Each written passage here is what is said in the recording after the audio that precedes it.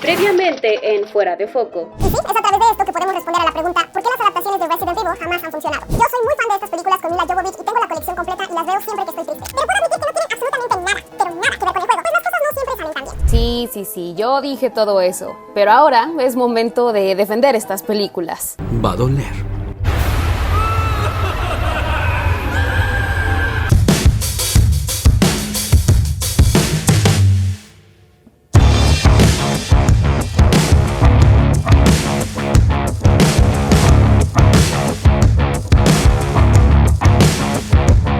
¿Qué tal, cinéfilos de Fuera de Foco? Mi nombre es Fer Ramírez y te doy la bienvenida a este espacio donde, más allá de ver películas, nos dedicamos a estudiarlas desde otro enfoque. Y el día de hoy toca hablar de un tema muy interesante porque seguramente tú como yo has visto estas películas que son detestadas por los críticos, destruidas por Rotten Tomatoes y que al final ganan premios, pero solo Razzie Awards.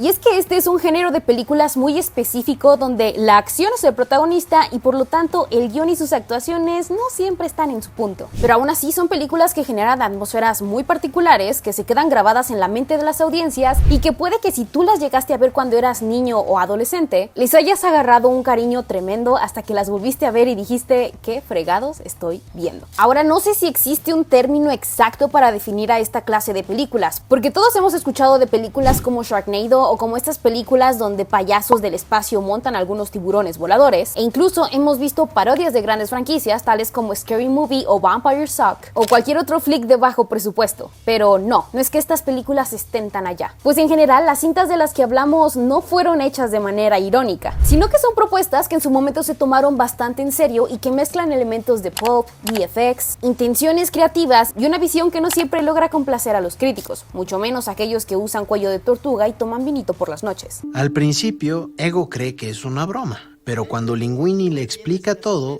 su sonrisa desaparece. Sin embargo, hoy vengo un poco como abogada del diablo a discutir el por qué estas películas en realidad sí tienen algunos elementos muy defendibles y el por qué, sin exagerar, son un elemento clave para que Hollywood siga existiendo como lo conocemos. Y es que a pesar de que estas películas no cumplen con los parámetros de lo que hace a una buena película, pues buena, muchas veces estas películas resultan ser bastante exitosas y mantienen a flote a una industria que rara vez se permite soñar. Pero Fer, ¿exactamente de qué clase de películas estás hablando? Seguro has visto películas como Van Helsing, Underworld, Transformers, Cazador de Brujas, Hansel y Gretel, el cine de John Woo o toda la filmografía de Paul W.S. Anderson, entre las que sí, vamos a hablar de Resident Evil. Todas estas son películas que seguramente no ganarían un Oscar, pero que de alguna manera han influenciado la manera en la que se realiza y se consume cine a nivel internacional. Y te voy a explicar por qué. Fácilmente podemos admitir que estas películas pues no son narrativamente perfectas, pero sí que tienen una gran virtud a su favor. La más importante es que son esta clase de cintas las que experimentan con efectos visuales y las que llevan el lenguaje cinematográfico más allá de simplemente poner la cámara en un plano fijo y ver qué sucede. Frecuentemente estas películas presentan propuestas bastante interesantes a nivel edición, a nivel planos, desde su construcción en storyboards y todo esto para presentarte una historia que habla más allá del diálogo. Y es que esto es en esencia el cine. Curiosamente, recientemente se ha llegado a esta percepción de que el cine es solo el mensaje o la analogía de lo que su aventura te quiere presentar, o que lo inteligente y la potencia de un guión está únicamente en el diálogo y en la manera en la que sus actores lo dicen. Frases que después veríamos resaltadas al presentar a las nominadas a Mejor Guión Adaptado, Mejor Guión Original o Mejor Actor o Actriz. Pero lo primero y lo más importante dentro de esta categoría de películas y del cine en general es recordar que el cine se compone precisamente por imágenes en movimiento. El chiste del cine es que no simplemente se entregan diálogos y frases bonitas, para eso existen los libros, la poesía y la tradición oral, sino que el cine existe para moldear el tiempo y para que sean sus imágenes las que tengan la capacidad de contarte una historia más allá de lo que estás escuchando en palabras. Claro que conforme el cine ha evolucionado, más elementos han llegado hacia esta mezcla, donde sí,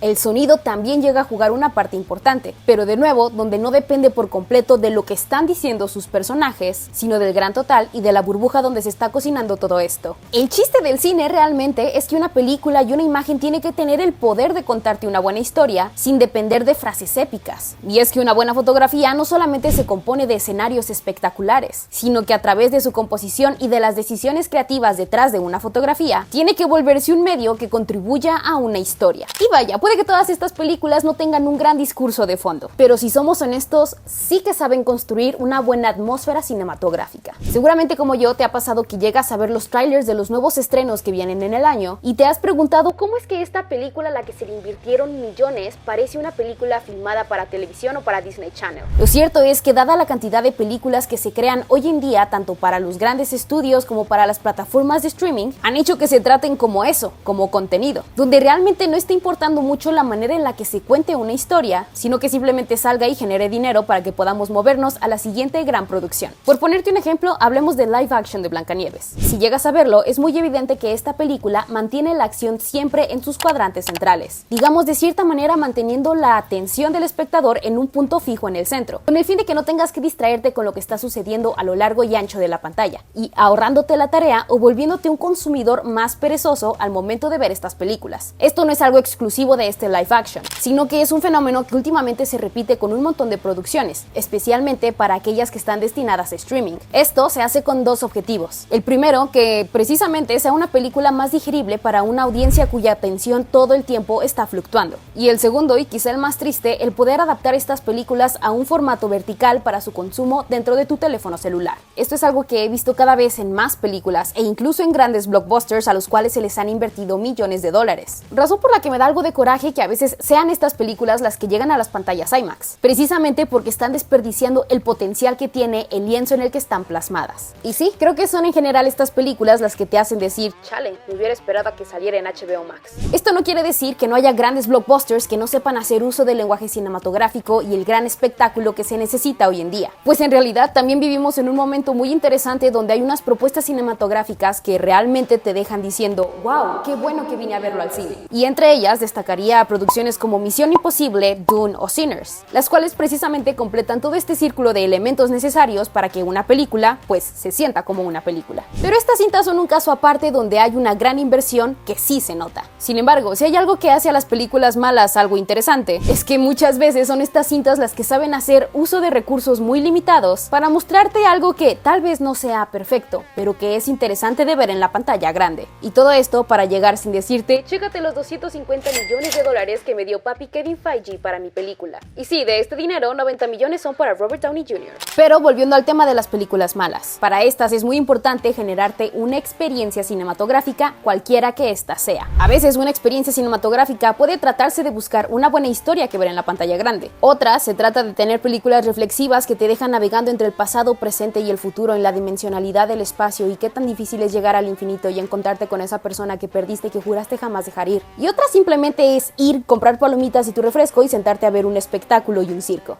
A ese sujeto le pegaron con un coco. Pero aunque vengas a ver un circo, no quiere decir que ese circo tenga que estar mal hecho. Regresándonos a términos de escuela de cine, y como lo explican maravillosamente en la cinta de los Fableman, siempre tienes que hacer a tu cuadro algo interesante. When the horizon's at the bottom, it's interesting. When the horizon's at the top, it's interesting. When the horizon's in the middle, it's boring as shit. La manera en la que estás posicionando personajes, el color, la profundidad que se le da a cada plano, el manejo de ángulos, la luz y las dinámicas visuales que existen dentro de un cuadro, a veces importan muchísimo más de lo que un guión te está planteando. Y es esta riqueza visual la que hace que una película se sienta como eso, porque se presta para crear una atmósfera y crear una vibra que va más allá de lo que estás escuchando. Es por eso que películas como Van Helsing tienen una atmósfera tan reconocible. Te absorbe a un espacio imaginario que es tétrico, frío y tenebroso, y al mismo tiempo sabes que te está prometiendo una dosis de acción. Lo mismo pasaría con películas como La Momia,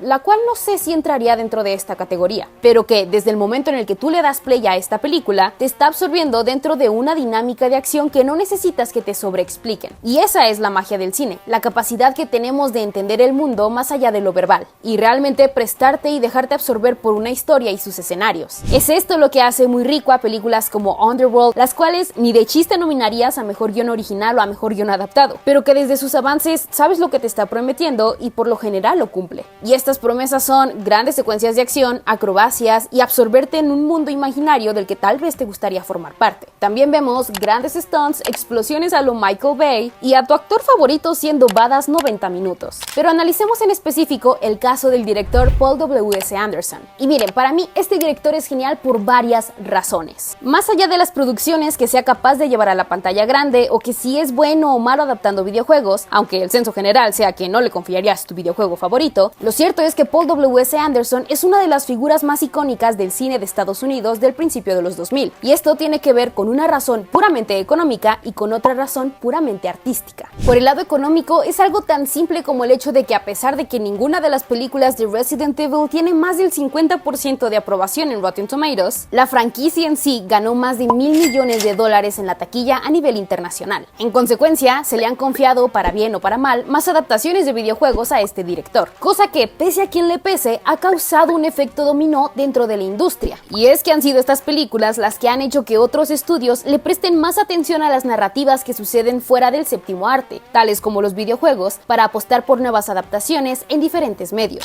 Y es importante recordar que en la prehistoria, es decir, en la época de 1990, las adaptaciones de videojuegos estaban destinadas al fracaso, y esto gracias a la horrible película de Mario Bros. Pero no es sino hasta después de las exageradas acrobacias y explosiones que trajo Paul W.S. Anderson a Mortal Kombat que se le dio una nueva oportunidad a este género, y que los números en la taquilla comenzaron a ascender para esta clase de producciones. De cierta manera, Anderson demostró que sí hay una viabilidad comercial dentro de estas adaptaciones, y así estas películas estén alejadas hectáreas, kilómetros o quizá años luz de su material original, Anderson sí que logró crear una franquicia tan sólida que además logró cimentar a Mila Jovovich como una de las figuras de acción más relevantes de su tiempo. Y esto sucediendo en una época donde muy pocas películas podían contar con protagonistas femeninas sin ser tachadas de exageradas o poco realistas. Y es que el mundo de Resident Evil creado por Anderson es tan poco realista en sí mismo que el hecho de que Alice sea invencible es lo de menos. Y además, este éxito se logró con relativamente un presupuesto muy bajo. A ojos de Hollywood esto es una barbaridad, y es algo que hoy en día sucede con producciones, por ejemplo, de la casa Blumhouse, las cuales comienzan con una inversión relativamente baja, pero que se terminan volviendo un completo fenómeno en la taquilla. Paul W.S. Anderson tenía ese efecto precisamente en la taquilla, y eso lo llevó a tener también un gran poder, pero en cuanto a una gran responsabilidad, esa es otra historia. Y eso es precisamente la otra virtud que hay detrás de esta clase de cine. Más allá de los términos económicos, lo interesante de estas películas es que, precisamente al no ser una gran inversión para sus estudios, tienen bandera verde para hacer lo que quieran sin supervisión alguna. Y es por esta razón que tienden a ser también el primer punto de prueba para los grandes efectos especiales, para nuevas tecnologías cinematográficas, para propuestas visuales interesantes y experimentos poco convencionales que, controlados por un estudio totote, tendrían a los ejecutivos alzando cejas y cancelando cheques. Me gusta describir esta clase de películas como un campo de juego para cineastas, donde sus creadores realmente dejan volar su imaginación y proponen tanto a criaturas como universos que no tendrían cabida en un mundo real. Y la clave de estas películas es precisamente eso: no tienen que ser realistas, sino que tienen que tener la libertad de crear y proponer atmósferas y mundos nuevos que sean tan suyos y que no importa si son exagerados, porque así funciona para la narrativa. Tuve la oportunidad de conversar con Mila Jovovich y con Paul W.S. Anderson por el estreno de Tierras Perdidas. Y esto es precisamente lo que el director me dijo sobre dejar volar la imaginación en una industria donde rara vez se permite hacer. I think that one thing that I really enjoy about your movies is how you use VFX, technology, and narrative to create imaginative worlds and characters. And I think that's something that some movies in the recent days have forgotten about, like the power you have to create worlds and things that do not exist. So in that line, what pushes you to keep betting on creating these kind of worlds and stories? I think I'm a big, ever since I was a kid, you know, and I'd go into a bookstore, I'd always pick the books based on the front covers. And they would always be, you know, which is a terrible admission to make, but, you know, and it would always be like these amazing, like science fiction, like worlds with spaceships, or it will be some kind of big Conan-esque kind of hero, like Frank Frazetta kind of like illustration. You know, so I've always been into that kind of fantasy science fiction world building since I was a kid. And then I grew up loving movies. You were the dungeon master. I was the dungeon master when I played Dungeons and Dragons. And, you know, all of my friends, they were the Dungeoneers, but I always came up with the stories. And now, of course, Mila and Eva love Dungeons and Dragons, so I've become the dungeon master again. So I've always been like a creator of those kind of worlds. And the great thing about movie making now is I get to do what I love in my job as well. I get to kind of create those worlds. I've never actually made a movie in the kind of quote real world, you know, where people kind of sit around dining room tables. Well, and shopping was in the real. Yeah, but even shopping was a highly stylized version of kind of like, you know, reality, you know, with that's probably the closest. I love world creation, and I'm an early adopter when it comes to technology. And I ever since I did Mortal Kombat, where I just lied to get the job, I went to these studio meetings and they said, well, you've only made this tiny little European movie, Shopping. You know, why should we trust you with this big visual effects film? And I go, wow, I know all about visual effects. And I'd basically gone and bought some books and kind of learned all of the buzzwords, CG, rotoscoping, you know, so I threw all this stuff out. And then lo and behold, I got the job. And then I'm like, oh, damn, now I have to live up to the hype. I have to. You have to rotoscope. And I have no idea what any of this stuff is. So I went into all of the visual effects houses and worked with all of the artists, and I grew to kind of really love it. Firstly, I did it out of terror because I thought I'd get found out and get fired. But then when I really started to love it, and then I realized how few film directors actually go in there and work with the artists, with the visual effects team. But I started doing it from Mortal Kombat onwards, and I think it's so important because when you shoot a movie, you have a shooting crew of say 150, 200 people. But then in post-production, you have another 150, 200 people who are working at their computers, and they need guidance. They need to be directed, to be led, to be inspired. So, you know, it's like making a whole nother movie. Este es otro de los puntos que destaco bastante, la atención que se le pone a los efectos especiales dentro de estas producciones. Y sí, es cierto, la industria cinematográfica se ha moldeado cada vez más para complacer a las audiencias, especialmente después de la capacidad de social listening que se tiene hoy en día. Es decir, el que un estudio pueda entrar a plataformas como Twitter o Instagram y ver qué es lo que los fanáticos quieren llegar a ver en la pantalla grande, lo cual, como mencionamos antes, termina haciendo que la cantidad importe más sobre la calidad. Y esto lo que en consecuencia afecta el uso de VFX en grandes producciones que costaron millones de dólares, lo que hace que los VFX de grandes producciones tales como Thor, Love and Thunder o Ant-Man Quantumania o de otras producciones que dependen bastante de la pantalla verde, terminen haciendo ver a sus efectos como plastas mal trabajadas y apresuradas, lo cual no es culpa de los artistas ni de las propuestas que tienen ellos, sino de la gran cantidad de cambios que tienen a partir de las decisiones de los ejecutivos y de la insistencia de los productores por cambiar la historia una y otra vez hasta que sea 100% lo que los fans quieren ver, lo cual pues nunca termina siendo lo que los fans realmente quieren ver. Muchas veces estos efectos te dejan pensando, güey, ¿de verdad esta madre costó $250 millones?